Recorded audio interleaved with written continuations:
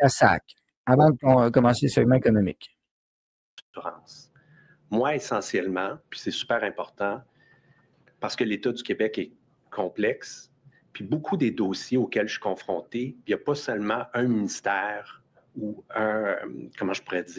une société d'État ou un ministre. Souvent, c'est des dossiers qui sont, nous, on utilise l'expression, le jargon interministériel. Donc, dans le cas précis de la Société d'assurance automobile du Québec, mon interlocuteur a été le secrétaire général. Puis ça a beaucoup été, puis honnêtement, j'avais consulté des gens avant d'être directeur de cabinet du premier ministre. Puis vous avez fait allusion, Maître Tremblay, à ça ce matin. C'est très important, la relation entre le directeur de cabinet et le secrétaire général. Très, très important parce que sinon, ça peut, puis vous le voyez dans les documents, on peut être rapidement enseveli d'informations ou de documents de toutes sortes. Donc, notre filtre au niveau politique, puis c'est vrai aussi dans les cabinets ministériels pour les ministres, ça doit être le sous-ministre, ça doit être le secrétaire général pour avoir l'heure juste, puis à la limite, comment je pourrais dire, de juger les pour et les contre, puis d'avoir le portrait le plus juste et le plus global possible, c'est de passer par le secrétaire général. Sinon, puis c'est important d'avoir différentes sources dans l'appareil de l'État, puis les ministres sont très, très importants. Les cabinets ministériels sont très, très importants, mais pour avoir une vue d'ensemble dans des dossiers de nature interministérielle, il faut faire appel au secrétaire général, que lui est appuyé par le ministère du Conseil exécutif. Ça, c'est le secrétaire général, mais à l'intérieur de votre cabinet, là, ce qu'on dit souvent, on a vu dans la documentation, là, c'est pour le PM, c'est pour le PM. Mais M. Legault me dit, le PM, c'est moi, mais dans les faits, c'est mon cabinet. Donc, il y a beaucoup d'informations qui rentrent à gauche et à droite dans le cabinet. Oui. Est-ce que tout ce qui rentre au cabinet monte à vous? Non, pas nécessairement. Comme je vous disais, il y a une forme de jugement quand on est conseiller politique. Il y a une forme de jugement en disant est-ce que c'est de nature à informer Martin ou pas? Est-ce qu'il y a des nouveaux éléments qu'on doit porter à son attention? Donc, il y a une décision là, qui est prise en disant est-ce que c'est une information nouvelle qui mérite d'être soulevée?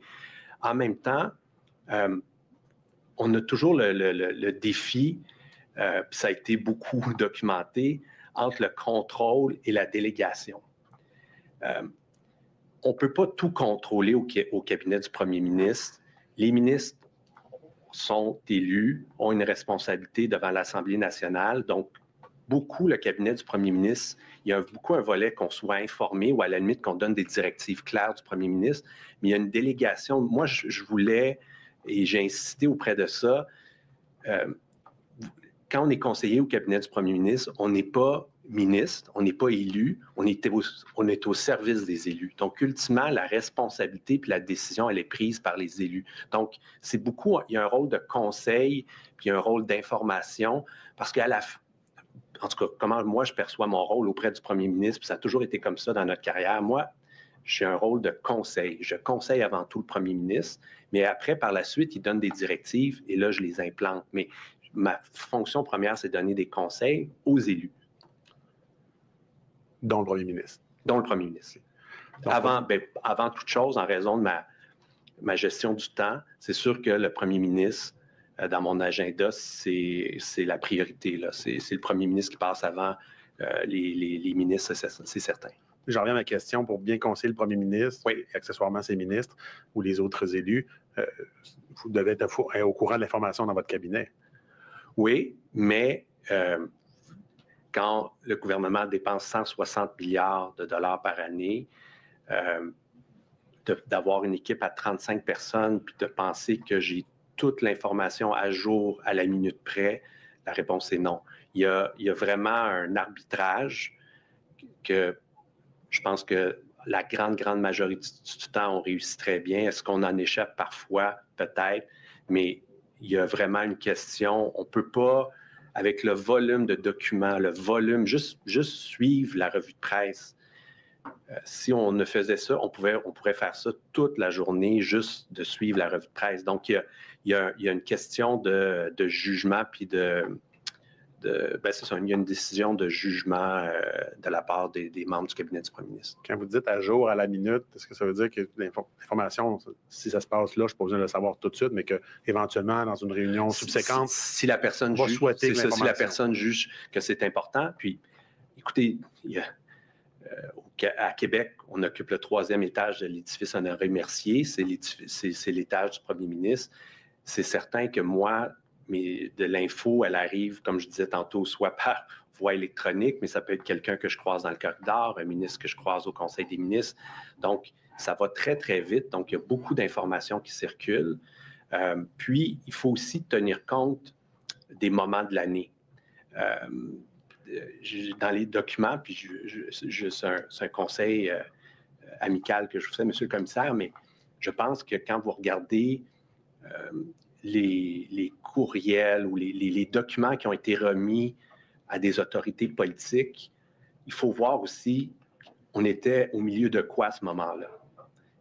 La pandémie, des feux de forêt, est-ce qu'il y avait une campagne électorale? Donc, il y a plusieurs éléments qui font que dans une journée, on n'est pas, quand je commence, je le dis souvent, quand je commence ma journée, c'est difficile de prévoir, en tout cas au moins l'avant-midi, qu'est-ce qui va arriver. On subit beaucoup les événements par la force des choses. Ouais. Quand on veut bien faire notre travail, il faut gérer les urgences ou les événements qui apparaissent dans l'actualité. Mm-hmm. Et après, il faut travailler sur les priorités du premier ministre, sur les priorités du gouvernement. C'est ça le problème. C'est un équilibre qui est priorité idéologie, simple à faire entre les urgences, les crises et par la suite les priorités. La COVID de dos large.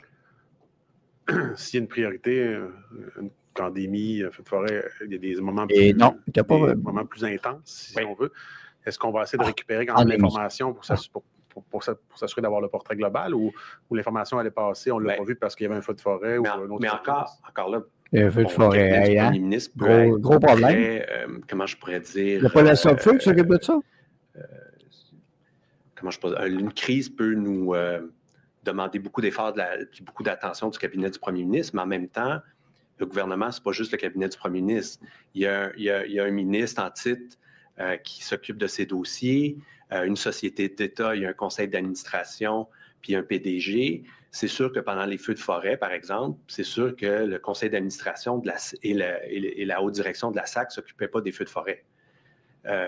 C'est un peu différent d'Hydro-Québec pendant les feux de forêt parce qu'eux étaient soucieux de ce qui pouvait se passer pendant les feux de forêt et l'impact sur le transport d'électricité. Donc, ça dépend.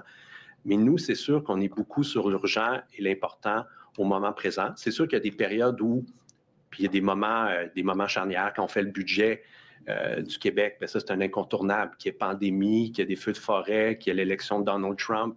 Le budget... l'élection de Trump. Donc, il y a des moments incontournables. Mais en même temps, je pense que c'est important de comprendre la dynamique, à quel point que c'est très, très intense. Et c'est beaucoup, je dirais, on n'est pas en gestion de crise permanente, ça serait faux, mais c'est beaucoup de mettre notre attention sur les dossiers urgents et importants. Dernier point sur le fonctionnement, vous avez parlé de la revue de presse. Là. Oui. M. Legault nous a dit qu'il était avec M. Sauve. Les feux, c'était en 2023, l'été. Le scandale qui arrive là. Vous l'étiez à certaines occasions, là, sans rentrer dans les fréquences. Oui, c'est important. Je vais le préciser parce que moi, tous les matins, des jours de semaine, puis parfois, des fois, la fin de semaine, on fait, j'appelle ça, je m'excuse du terme anglais, un stand-up. Mais là, maintenant, depuis la pandémie, on le fait virtuellement, où on passe les éléments clés de la revue de presse ou les éléments importants de la revue de presse, les événements importants de la journée. Donc, il y a une rencontre de 15 minutes avec les relations médias, les communications auxquelles je participe puis auxquelles mes conseillers participent, juste pour avoir un portrait des dossiers importants de la journée puis qu'est-ce qui se passe dans le monde. Parce qu'aujourd'hui, on est beaucoup affecté ce qui se passe au sud de la frontière. Donc, on fait un peu le tour de l'actualité. Le tour de l'actualité. Donc, ça, c'est un élément. Et M. Legault, spontanément, l'a fait lui aussi. La revue de presse, c'est quelqu'un quand même qui est assidu. Parfois, suit un peu trop les médias à mon goût, mais ça, c'est mon éditorial. Il y a plein de coupables ce matin. Oui, c'est ça. Mais c'est ça. Donc, la revue de presse est un élément important de la journée. Mais après, bon, il y a toutes les rencontres puis les suivis des dossiers. Cette rencontre-là là, du tour de l'actualité, là, ça se fait en fin de journée? Ou... Non, début de journée. C'est la première rencontre du matin. Ouais. Donc, c'est un peu une revue de presse qui va au-delà. Oui, puis on prend tout le monde a lu la revue de presse. Puis, est-ce que c'est les éléments qui vont dominer l'actualité de la journée ou est-ce qu'il y a des éléments sur lesquels, OK, on apprend quelque chose qui nous préoccupe puis est-ce qu'il y a un suivi à faire? Ouais. Et ça, après, ça dépend des priorités. C'est pas l'avis du cabinet du premier ministre, c'est pas juste la revue de presse. Après, il y a toutes sortes de rencontres avec des gens au gouvernement, mais des gens aussi de l'extérieur qui demandent de nous rencontrer. Sans rentrer dans les détails, c'est quoi une semaine ou une journée typique pour un directeur de cabinet? Et je ne veux pas rentrer dans des exemples mais imprécis, parce que je respecte la confidentialité. Oui. Moi, j'essaie de garder mon avant-midi le plus libre possible pour gérer les urgences. Puis il y en a toutes sortes. Ce n'est pas tout le temps du domaine privé, du domaine public, pardon. Donc, les urgences. Puis après, l'après-midi, je consacre ça davantage à des rencontres. J'ai trop de rencontres à mon goût, mais on fait beaucoup, beaucoup de rencontres avec des gens du gouvernement, des gens à l'externe. Donc, c'est grosso modo ma journée. Donc, j'essaie vraiment de me consacrer le matin aux urgences, puis l'après-midi au suivi des dossiers importants. Puis, est-ce que vous travaillez de votre côté ou, monsieur, vous êtes principalement avec M. Legault dans les rencontres de l'après-midi, par exemple? Je participe à certaines rencontres avec M. Legault parce que, par exemple, des ministres, s'il y a des dossiers importants, je peux participer aux rencontres avec lui. Je donne un exemple. Quand on rencontre Hydro-Québec, je suis toujours en présence du premier ministre. Donc, ça dépend de l'importance qu'on accorde à une rencontre. Est-ce que M. Legault juge que je dois être là parce qu'il va souhaiter que je sois informé au même titre que lui puis que je puisse faire les suivis? Quand on rencontre les ministres et les sous-ministres, habituellement, puis c'est pratiquement toujours le cas, le secrétaire ou la secrétaire générale accompagne aussi.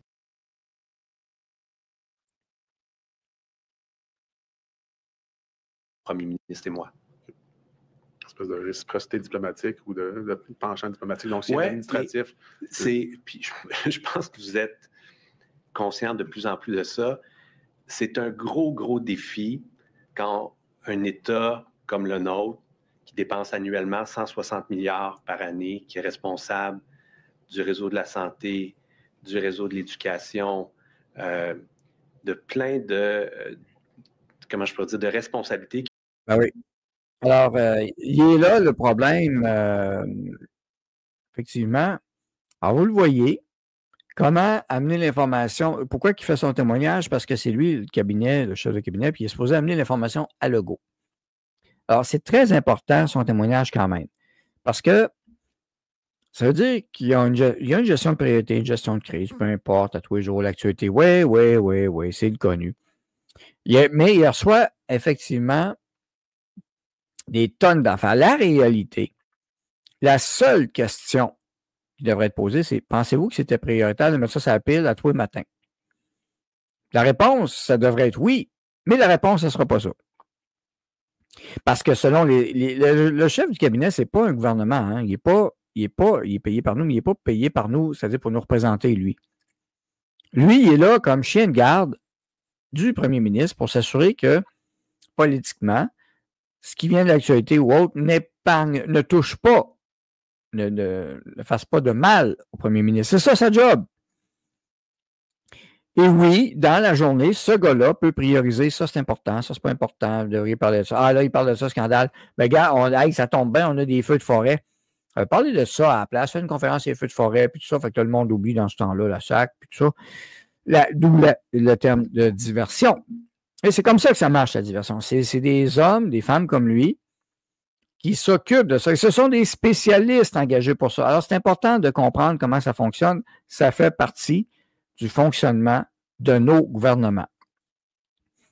Il a encensé ce travail sur le CAQ. Pourquoi sont-ils si médiocres en ce cas? Ben oui. Ben c'est ça. C'est une question, comme je dis, c'est pas qu'ils sont médiocres. C'est tout séparé. C'est là. Tu as le côté fonctionnaire, patente, qui font des affaires, puis tu as lui, côté politique, avec le go, la CAQ, puis tout ça. Puis là, tu veux pas que ça passe mal. Ben, en fin de compte, c'est une genre de secrétaire. C'est une secrétaire, absolument. C'est une secrétaire. Oui. Je vais vous faire jouer un extrait de ce matin de Legault que j'ai diffusé sur la chaîne FNL. Alors, vous pourrez le regarder, c'est déjà là. à partir de 4 minutes, vous allez comprendre quelque chose. Vous allez voir le email et là, en passant, Legault, ce matin, ce qu'il a fait, c'est qu'il a balancé, il a jeté sur l'autobus Guilbeault puis Bonnardel en même temps. On a un email qui est sorti. Puis là, ça, c'est un email qui vient, que vous allez voir, de la ministre Guilbeault. La ministre Guilbeault a sa chef de cabinet, c'est sa chef de cabinet, qui, elle, normalement, parle au chef de cabinet de Legault, mais on voit que ça a court-circuité un peu. Et peut-être volontairement. On écoute ça, ce bout-là. Alors, c'était Legault en témoignage ce matin. Et là, on parle d'un email, une histoire de courriel. Parfait. On peut arrêter ici, s'il vous plaît. Il y a deux éléments que je voudrais vous questionner. Le premier, là, on me demande de changer le PDG et changer le PCA. Là, vous allez lui répondre que Martin va s'assurer que les changements nécessaires soient faits. Quel est votre niveau d'implication par rapport à cette demande-là de la SAC? On voit la page 2. 21 décembre 2024. La deuxième partie qu'on peut afficher. On peut descendre un peu. Celle-là. Parfait. On peut arrêter ici, s'il vous plaît. Il y a deux éléments que je voudrais vous questionner. Le premier, là, on me demande de changer le PDG et changer le PCA. Là, vous allez lui répondre que Martin va s'assurer que les changements nécessaires soient faits. Quel est votre niveau d'implication par rapport à cette demande-là, une fois que vous avez dit, je vais demander à Martin de s'en occuper? Bon. Je pense qu'il y a un peu d'émotion dans le courriel. À l'époque, rappelons-nous, le rapport annuel de la SAC n'a pas été déposé à temps, ce qui n'arrive pas souvent. Et donc, la ministre, Geneviève Guilbeault, a eu comme un outrage au Parlement. On n'aime pas ça quand on est ministre, avoir un outrage au Parlement. Donc, disons qu'elle était un peu fâchée, le moins qu'on puisse dire. Et là, ce qu'elle me demande, c'est de changer le président du Conseil et changer le PDG de la SAC. Bon, ce que j'ai fait, ça c'est en décembre. En janvier, j'ai accepté de changer le président du conseil d'administration. Bon, après, il y a eu le rapport de la VG, le déclenchement de l'enquête publique que vous faites. Puis en juillet cette année, on a changé aussi le PDG. Mais bon, je pense que c'est important pour qu'il y ait une certaine continuité. Si on est pour changer le président du conseil puis le PDG, peut-être d'y aller un par un. Moi, j'avais toute confiance, et puis j'ai toujours toute confiance à Dominique Savoie, qui a été ma secrétaire générale, puis qui a une longue expérience au gouvernement, de dire, bien, Mme Savoie, pouvez-vous aller voir ce qui se passe? Tu sais, comment ça se fait qu'ils ne sont pas capables de déposer leur rapport annuel à temps, puis comment on avance, et puis, etc. Et par la suite, il y a eu le rapport de la VG et on a changé aussi le PDG en juillet. Ma question, deuxième fois. On prend du temps pour ne pas changer les deux en même temps, parce que ça peut avoir des conséquences sur la continuité. La continuité. Ouais. J'avais confiance aussi que Mme Savoie irait, en guillemets, regarder s'il y a du ménage à faire.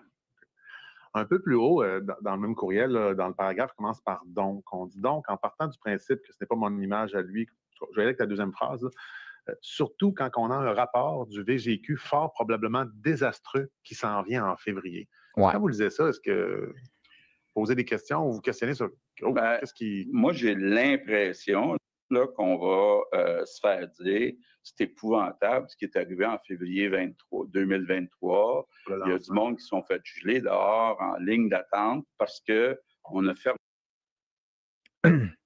Alors, de la bouche du cheval, il a bien dit février 2023. Alors, comment ça Koskinen a parlé des feux de forêt? Puis les feux de forêt, c'était l'été 2023. Je suis sûr que la plupart du monde endormi au Québec n'aura pas vu la différence, mais moi, je vous le soulève en même temps. Je vous le souligne. Bon. On revient à Koskinen qui continue son témoignage. Martin Koskinen. qui est encore en train de parler. On va voir ce qu'il a à dire encore. Un signe de dollar. M. Legault a dit que pour lui, c'était lors du rapport de la vérificatrice générale. De votre côté, c'est quand la première fois qu'on est capable de mettre un chiffre sur la valeur de ce projet-là, /contrat? Là? Deux choses. J'ai commencé à m'intéresser beaucoup aux dossiers lorsque la mise en ligne a été un échec. Deux priorités pour moi lorsque la mise en ligne du site a été, du nouveau service en ligne a été mis sur pied. C'est un, qu'est-ce qu'on fait pour qu'on reprenne le contrôle de la situation, tant le système en soi, le système informatique, mais deux, qu'est-ce qu'on fait dans les succursales pour faire face à la hausse du volume de clients. Donc ça, mes premières discussions là, avec M. Ouellette, c'était qu'est-ce que vous faites, puis qu'est-ce qu'on fait pour reprendre le contrôle de la situation, parce que le service aux citoyens, les services aux clients n'étaient pas à la hauteur. Donc ça, c'est le premier point. Deuxième point, c'est comment les responsables de la SAC, qui sont une société d'État avec un CA puis une autre direction, aient pu échouer la mise en ligne, puis été aussi, comment je pourrais dire, ils n'ont pas réussi à voir les risques potentiels d'échec de mise en ligne, puis les effets d'un déploiement qui aurait été complexe, puis les effets sur les succursales. Donc, les premières discussions, c'était beaucoup sur la reprise du service, assurer qu'il y ait un service de qualité. Deux, qu'est-ce qui s'est passé dans cette société d'État, dans la société d'État, que ce soit au CA, la haute direction, comment ça que la mise en œuvre a été un échec. Et je le dis en toute transparence, moi, j'insistais auprès de M. Ouellette qu'il prenne les moyens pour régler le problème.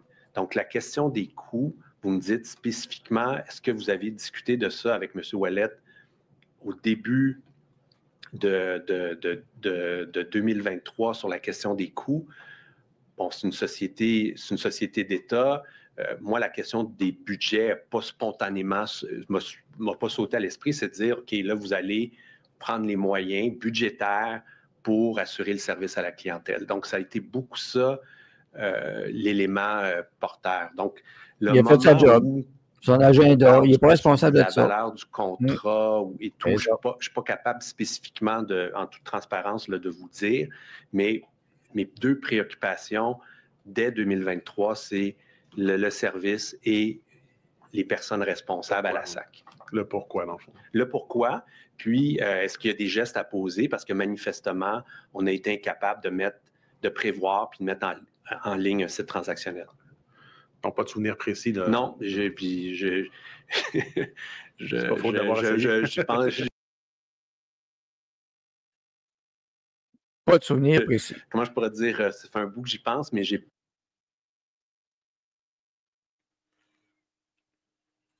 pas un souvenir précis des coûts. Ce que je dois comprendre de votre témoignage, que dans le fond, lorsque les coûts, c'était pas sa priorité des coûts, lui. Toujours entre guillemets, arrive, l'objectif numéro 1, c'est le retour à la normale. Oui. Puis on n'est pas encore dans la question comment ça coûte. On est dans retournant à la normale, stoppons l'hémorragie, puis ensuite on passe à la prochaine étape. Oui, tout à fait, tout à fait. C'est sa job à lui, en passant. Job politique et non budgétaire. Je rappelle à votre mémoire, encore une fois, c'est quand la première fois que vous entendez parler de changement de portée. Donc, on n'aura peut-être pas autant que ce dont on escomptait là, au début.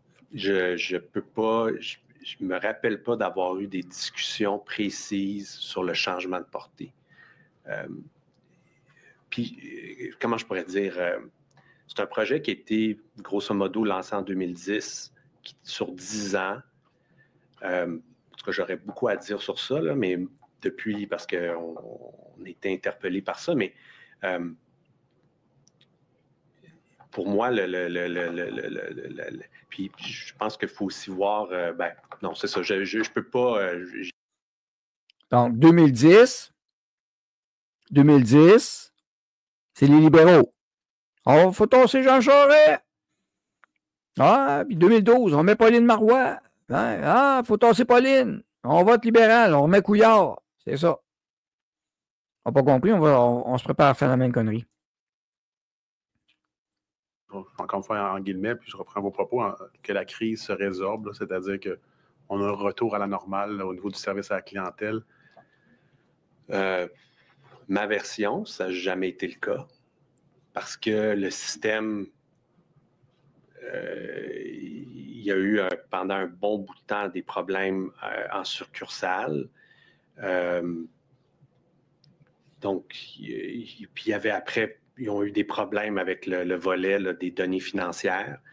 Donc, d'extraire, il y avait des complications, oui, pour le service à la clientèle, puis les transactions avec les citoyens, mais il y avait aussi des problèmes administratifs parce que ce système-là donnait des informations administratives et financières à la haute direction. Donc, personnellement, je ne pense pas que la SAC a réussi à reprendre le contrôle de la situation. Je ne pense pas moi non plus. En date d'aujourd'hui? Feeling. C'était une catastrophe. Ben, en date d'aujourd'hui, vous voyez qu'il y a des changements encore dans l'équipe. Donc, je pense que c'est un dossier qui n'est pas clos. Puis on a une commission d'enquête justement pour faire la lumière. Le projet n'est pas fini. Le dossier de la SAC n'est pas clos. Non. Ariane Gauthier, est-ce que ça vous dit quelque chose? Oui, elle était conseillère au cabinet du premier ministre. Quelles étaient ses responsabilités autour? Elle était conseillère politique. Sur quel sujet? Ben, il y avait entre autres le dossier des transports. Okay.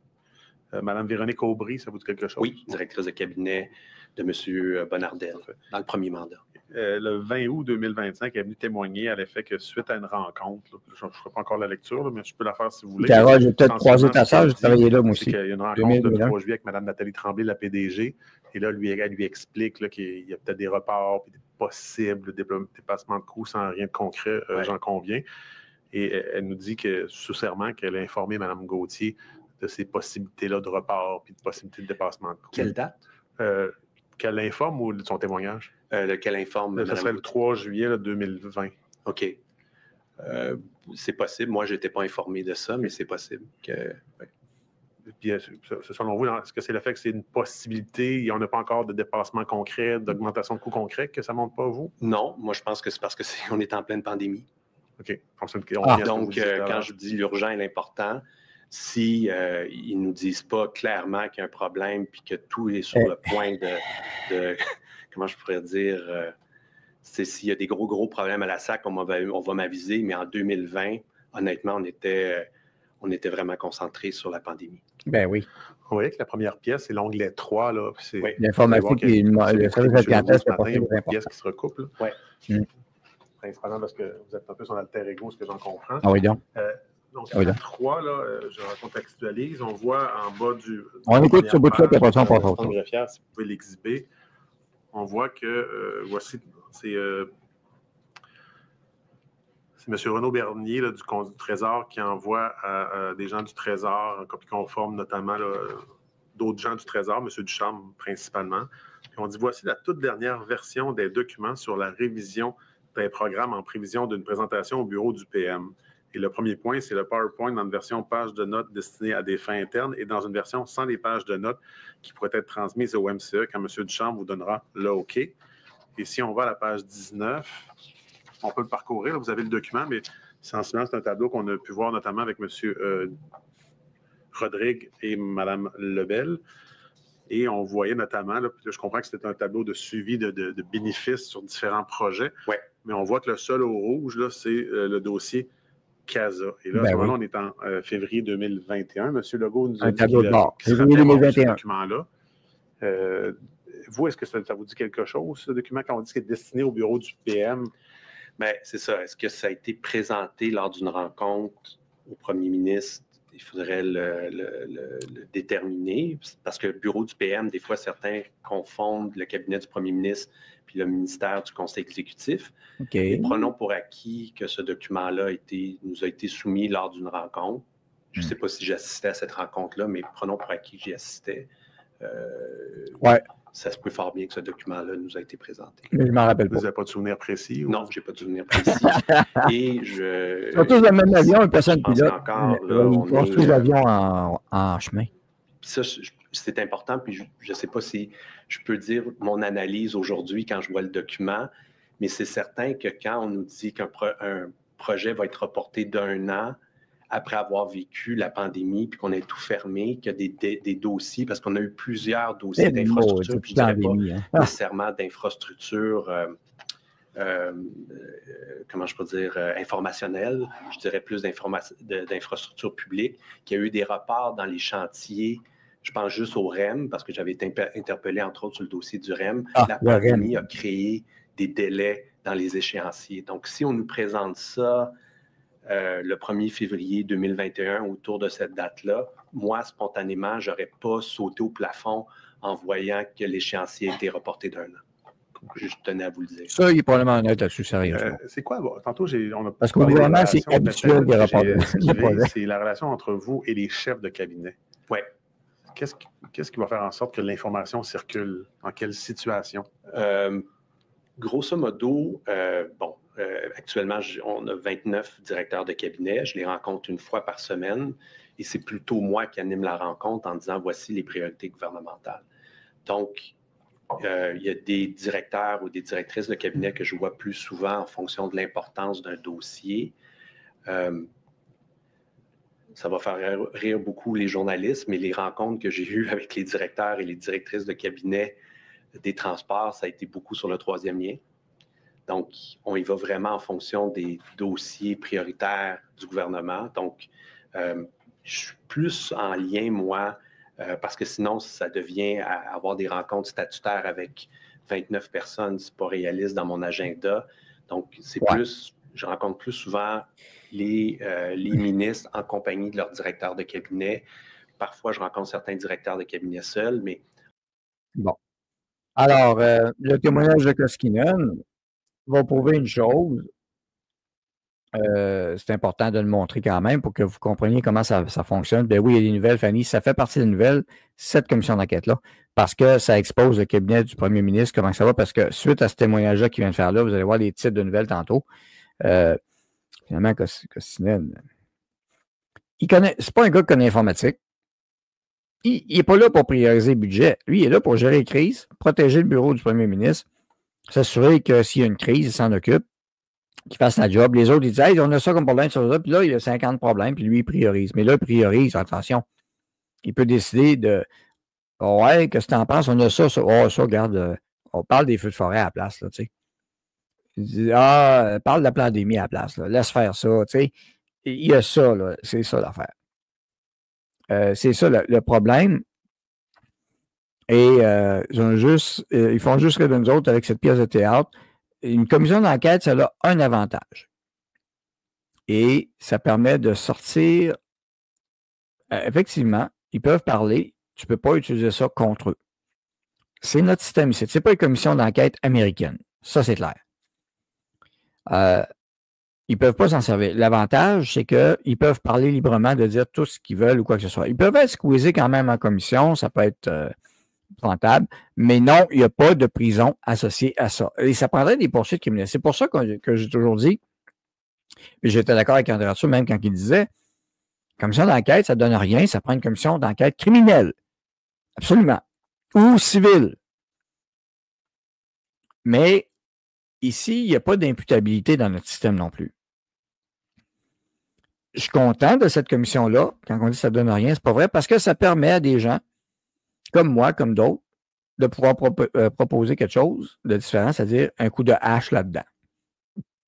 Si tu ne fais pas ça, le reste, c'est de la merde. Tout parti politique qui ne parlera pas de purge de hauts fonctionnaires, c'est de la bébine, c'est de la bullshit. Tout parti politique qui ne voudra pas mettre à pied dehors du monde, c'est de la merde. Là, vous êtes avertis. Même chose pour Pablo Rodriguez. Puis moi, je me souviens Pablo Rodriguez qui joue le vertueux, le péteux de brou, la vierge offensée. Moi, j'ai fait un petit rappel. Parlons d'amnésie. C'est le Parti libéral qui avait volé la SAC de 1 milliard dans le passé.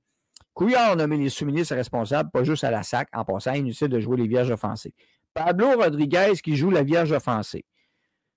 Ouais, puis moi, j'ai dit ça, regardez en dessous, là. J'ai réécrit, j'ai répondu ça en dessous, là. Hein? Ben oui, hein?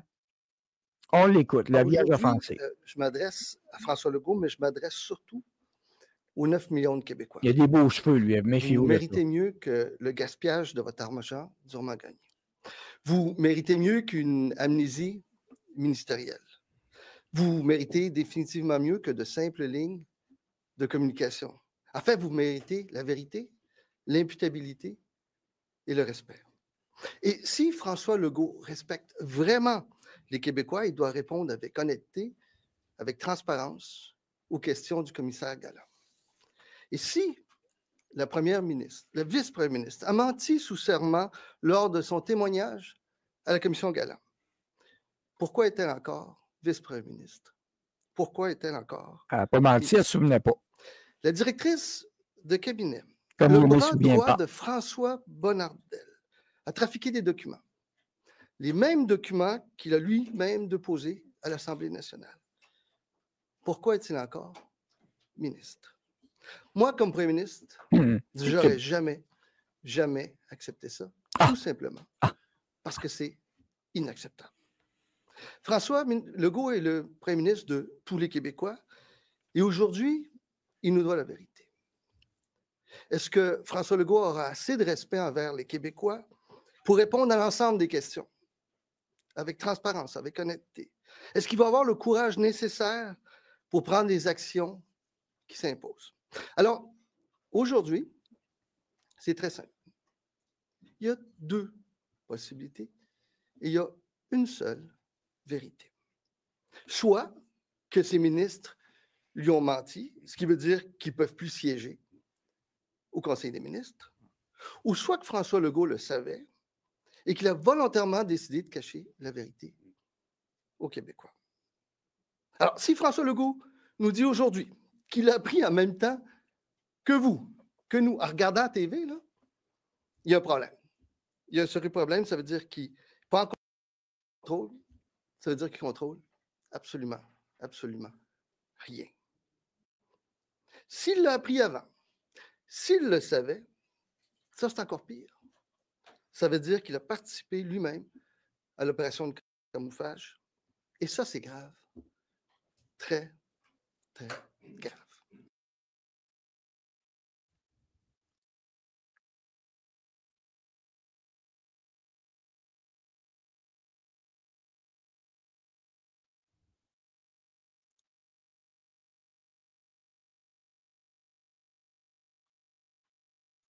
Alors, serment bullshit fois 1000, définitivement. Rodriguez, qui pète de la broue ou quoi que ce soit. Oui. Un autre bout, puis c'est incroyable. Alors, regarde, moi, c'est pour ça que j'ai rappelé à mémoire par Libéral, 1 milliard de détournement de fonds de la SAC. Hein, puis bien d'autres décisions qu'ils ont faites, qui nous ont mis dans la marde aujourd'hui, grâce à eux. Alors, monsieur le vertueux qui joue les vierges offensées, encore là, ça ne serait pas arrivé devant lui, blablabla. Vous n'entendrez jamais parler de réforme structurelle majeure non plus. Pas du tout. Il n'est pas là pour ça. Il va être là pour la continuité. On réécoute un segment de François Legault. Soyez patients. Oui, je regarde le temps. 14h23. On va pogner un de ses derniers bouts. Alors ça, c'était François Legault qu'on réécoute ce matin en commission parce que vous allez voir, il va faire des nouvelles quand même. Encore 69 millions de dollars supplémentaires pour SACLIC. Et si on descend un peu, donc c'est un article du 98.5 là, qui, bon, il n'est pas signé, mais ça vient du 98.5. Et on apprenait plus tôt cette semaine que 41 millions ont été dépensés pour gérer la crise informatique liée à l'implantation de SACLIC. Puis on dit écouter le PDG de la société présenter sa lecture des services. Puis après ça, il admet que la SAC a dû octroyer un avenant de 69 millions de dollars supplémentaires à la compagnie de développement pour mieux arrimer la plateforme qui vient s'ajouter aux 458 millions originaux. Bon, l'histoire va voir qu'il y a un avenant de 45 avant, mais on parle, puis c'est le titre de l'article, là, encore 69 millions de dollars supplémentaires. Dans le cadre de vos revues de presse, est-ce que cet article-là est porté à votre attention? Non. J'essaie de vous expliquer peut-être pourquoi. Alors, voyez-vous le témoignage de Koskinen que vous avez entendu tantôt qui dit « Moi, on prend la revue de presse, tout ça, puis on la soumet au premier ministre. » Là, vous savez que Koskinen a peut-être menti un petit peu. On continue. Presse que je reçois, c'est une revue de presse des médias écrits. Okay. Tu as un excellent endroit, le 98.5, excellente station. Les médias mais écrits seulement. Ce qui est dit à la radio là, n'est pas dans ma revue de presse. C'est peut-être ça qui explique ça, mais effectivement, je n'ai pas vu ça. OK. Si on va à l'onglet suivant. OK. Là, ce qu'il vient de dire, quand tu es FNL, Cube Radio, 98, peu importe, tu écris un article sur Internet, tu as une page web, on est en 2025, on est en 2020, les pages web, ça existe depuis 1995, même 94, il y en avait, mais on partir à 1995 pour les news comme lui. Les pages web, les journaux web, ça s'appelle les journaux web. Au lieu d'être sur un bout de papier, c'est sur un écran. Alors là, sa revue de presse, et ça se peut que ce soit. Oui, puis le 98.5, excellent. Excusez, c'est CAQ FM. J'aurais dû préciser, c'est CAQ FM. La revue de presse, c'est juste les médias écrits. Et savez-vous quoi? Ça, je le crois. Tu sais, dans tout le discours qu'il y a actuellement d'aider la presse écrite, les médias écrits, les subventions aux presse et les médias écrits, puis tout ça, là, voyez-vous-tu venir, la cochonnerie à marde? Ouais. Donc, ce qui est sur Internet, c'est Internet, hein? Rappelez-vous la pandémie, justement. Bon.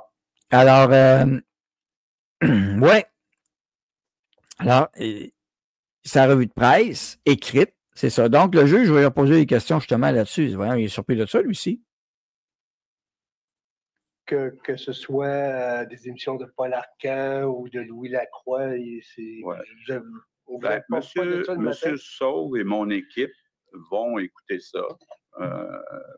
Il y a des gens qui sont responsables de ça. Ils vont retenir certains dossiers, mais ça n'a pas été retenu. Celle-là, l'avenant de 69 millions, ça n'a pas retenu votre attention. Qui est en novembre 23. Novembre 23. L'onglet suivant, 46, qui est donc la pièce 820, 63P 820. Cette fois-ci, c'est le Soleil. Donc, un média écrit. Le Soleil, c'est un média écrit. On va l'afficher à l'écran. C'est drôle, là. Non, c'est drôle de voir comment ils se font eux autres mêmes. Effectivement.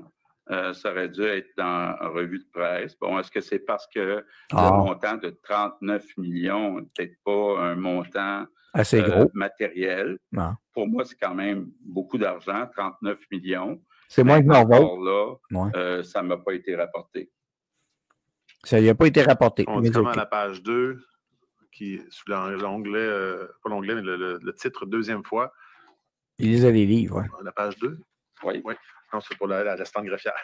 La facture pour le contrat SACLIP grimpe maintenant à 612 millions avec l'ajout de 39 millions de dollars. C'est la deuxième fois que la SAC autorise des dépenses additionnelles pour ce contrat, initialement signé en 2017 pour 458 millions.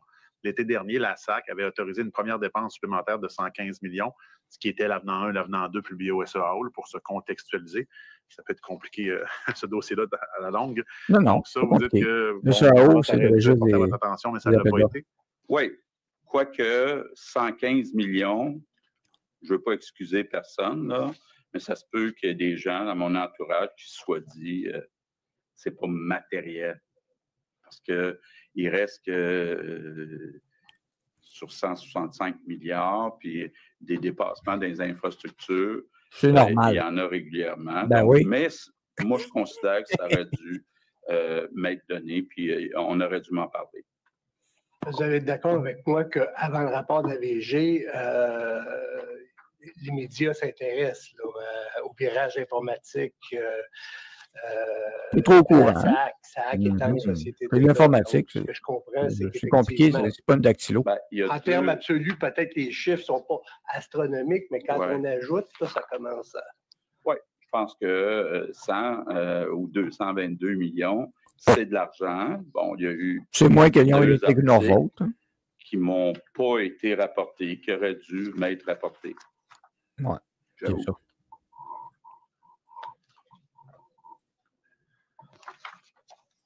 Et je vais tenter une dernière question. Ah oui, vas-y, mon homme.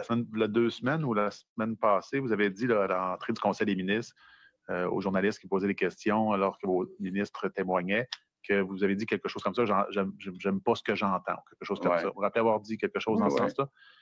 Pouvez-vous élaborer sur cette phrase-là? Je calcule que ce que j'ai entendu depuis que vous avez commencé la commission, il y a beaucoup de gens qui ne se sentent pas imputables, que ce soit de la signature du contrat, que ce soit de ce qui s'est passé en février 2023, que ce soit de ne pas avoir donné toute l'information sur le 500 millions. Moi, je souhaiterais que tout le monde soit imputable et je n'ai pas senti ça de certaines personnes, de la SAC. Zéro imputabilité, en fait. Mais pas juste de la SAC. Est-ce que l'information qui a été communiquée à certains de vos ministres, elle, aurait dû monter davantage? Comme j'ai dit tantôt, je pense que les ministres auraient dû poser plus de questions. Mais ils étaient dans un contexte où, l'urgence, c'était de rétablir les services et aussi un contexte où il n'y avait pas toute l'information. L'information n'était pas claire. D'où le fait qu'il aurait peut-être dû poser plus de questions. Il aurait peut-être dû poser plus de questions puisque ce n'était pas clair. Ça faisait leur affaire. Côté, je ne sais pas si je pense que la SAC hoche négativement de la tête. Est-ce que pas de question de la part du procureur général? Non. Donc, à moins que vous ayez une dernière intervention. Non. C'est pas tous les jours que. Vous avez terminé, vous pouvez vous asseoir. Ce que je vous suggérerais, cependant, c'est de reprendre peut-être à 1h40, tout dépendant de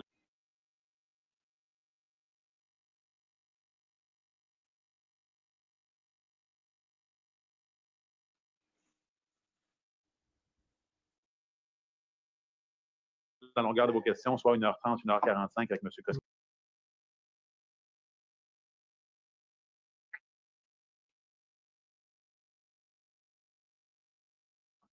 Alors, désolé, ça a lagué encore. Ouais. C'est clair qu'on se fait fourrer, ça, c'est clair. Moi, je l'aime, M. Legault, il est transparent. Il fait une bonne job. Mais ça faisait peut-être leur affaire de ne pas être au coin de tout, tu sais.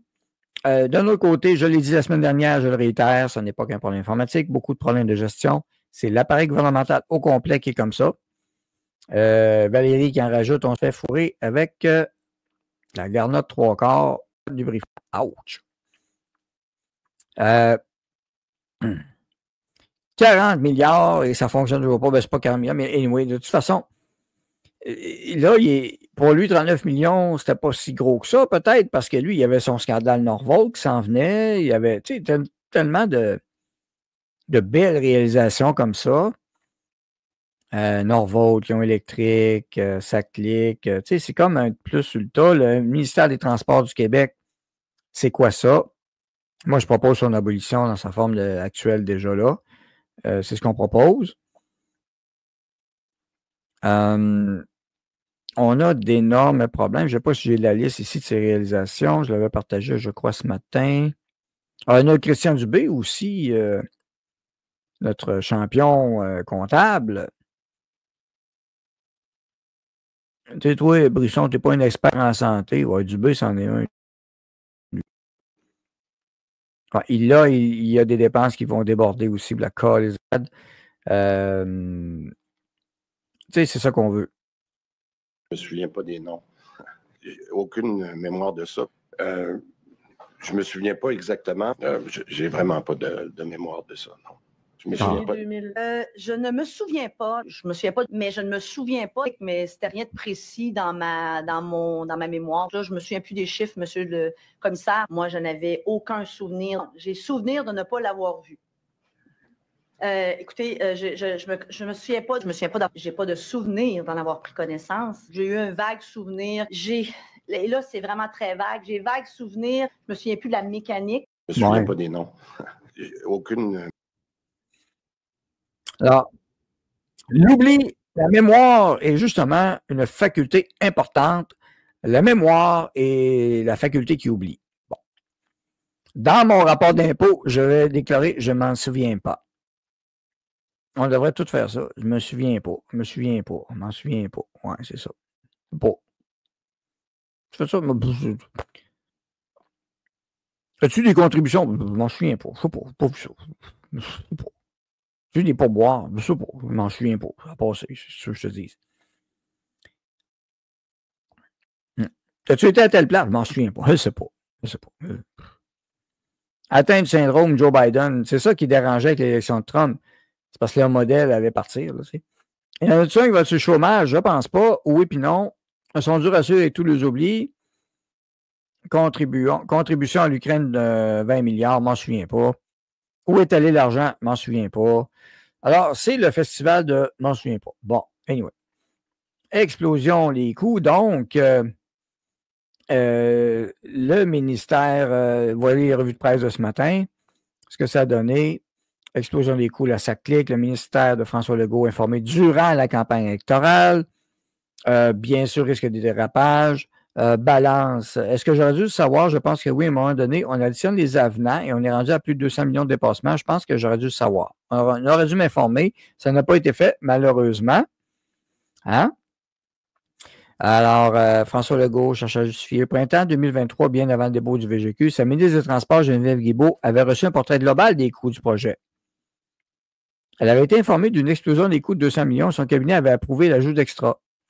Elle est arrivée dans le tas après. Dès 2021, le ministre des Transports, Bonnardel, on est en plan n'oubliez pas, hein, indiquant que le projet SACLIC battait de l'aile, il battait pas de l'aile, il était en train de planter. À la lecture du document reçu par Bonnardel, M. Legault a soutenu que les informations transmises n'étaient pas claires. Et rappelez-vous, la semaine passée aussi, la SAC n'avait pas tout transmis ses documents non plus. Les ministres auraient pu poser des questions. Ouais. Au final, c'est le ministre des Transports qui est imputable du dossier. Vrai. Le ministre de la Cybersécurité du numérique est un conseiller. Donc, c'est un inutile. Ça, c'est Éric Kerr. Finalement, c'est un poste de ministre inutile. Il n'y a pas de pouvoir. Et rappelez-vous, la semaine passée, quand le gars de la SAC, le responsable de la SAC, avait dit à Éric Kerr, « T'es pas mon boss, toi. » Le ministre des Finances est un conseiller. Le ministre de la Cybersécurité numérique est un conseiller. Le Conseil du Trésor est un conseiller. Mais la personne responsable, c'est le ou la ministre des Transports. Donc, Bonnardel et Guilbeault. Tiens, toi. Guilbeault qui était vu comme la remplaçante de Legault, hein, la tête forte, la VP, une femme forte là, qui allait tout qui allait être là. Hein, mais il l'a-tu envoyé dans une place que là, maintenant, elle se fait démolir. Fait que ses chances de devenir premier ministre et remplacer Legault, ça vient de mourir. Quand l'opposition libérale se sabote elle-même, alors j'ai montré le segment bullshit x 1000 tantôt, Jasmine Abdel-Lafsel, hein, premier point de presse, n'a pas seulement raté sa cible, elle a ouvert une brèche inquiétante dans la crédibilité de l'opposition officielle. Ce qui devait être une offensive contre François Legault s'est transformé en un tir-ami spectaculaire qui a laissé un de ses lieutenants le plus solide, Monsef, humilié en pleine lumière. Ben oui, t'as un autre qu'on met en bas de l'autobus, on jette en dessous des roues d'autobus. Alors, Monsef de Radji, il se battait. Depuis des mois, il réclamait la mise sous tutelle de la SAC, soutenu par l'ex-chef intérimaire Marc Tanguay. Et là, Pablo Rodriguez affirme sans détour qu'il n'est pas question de tutelle. C'est le chef de l'opposition. Non, pas de tutelle. C'est sûr, ils sont tous poignés. Quand la contradiction lui est rappelée, il balaie la position de son propre député de revers de la main. C'est la décision du chef. Traduction politique, la loyauté et le travail acharné de Déragi viennent d'être publiquement désavoués. En fait, il vient de piler dessus. Toi, mon chef, tu as fait une bonne job pendant que je n'étais pas là. Merci, bonsoir. J'ai plus besoin de toi. Débarrasse. C'est ça. Ouais. Guilbeault, la Mélanie Joly, section Québec. Alors, traduction, le Parti libéral vient de se tirer dans le pied. Mais j'ai dit hier, j'étais à une manif. En passant, c'est le rôle des médias, on n'en parle pas bien. Le rôle des médias qui tenaient ça, ça a peut-être pris du temps, les médias à sortir, malgré des lanceurs d'alerte, mais en tout cas. Fermer notre télé, c'est éteindre la propagande TVA. Correction ici, fermer notre télé, c'est éteindre la propagande. Message de TVA. En passant. Bon,